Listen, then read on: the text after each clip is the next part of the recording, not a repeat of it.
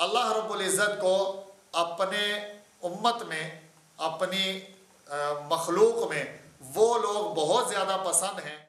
امن یجیب المضطر اذا دعا لا الہ الا ہو، الصلاۃ والسلام علی النبی ورحمۃ اللہ وبرکاتہ، بینوا بلغوا یسروا بشروا، السلام علیکم ورحمۃ اللہ وبرکاتہ۔ بسم اللہ الرحمن الرحیم۔ عیینہ بن حصن فزاری مکے کا ایک رئیس ہے،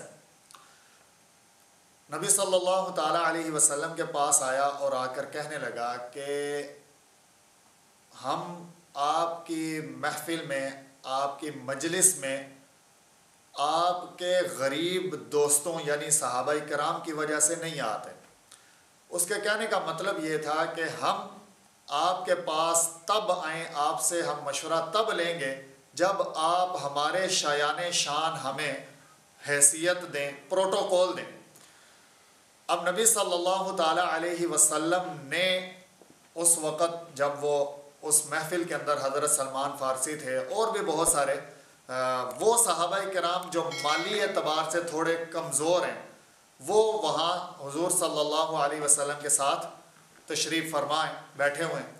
تو اس ساری صورتحال میں وہ آتا ہے اور آ کر کہتا ہے کہ ہمیں پروٹوکول دیا جائے، ہماری جو شایان شان ایک حیثیت ہے وہ یہاں پر ہونی چاہیے، تو تب ہم آئیں گے اور آپ کے ساتھ بیٹھیں گے، بات چیت کریں گے۔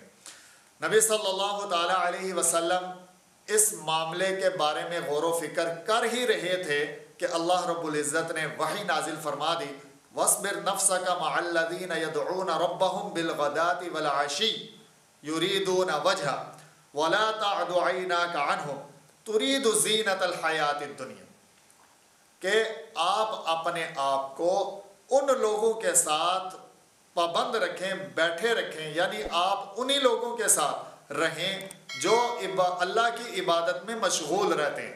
یہ ظاہری شان و شوکت، یہ ظاہری مال و دولت، یہ ظاہری پیسہ اور جا پروٹوکول وغیرہ، اس چیز کے بدلے میں نیکی اور اعمال صالحہ اور یعنی غریب ہونا اور یہ ساری چیزیں کوئی معنی نہیں رکھتی۔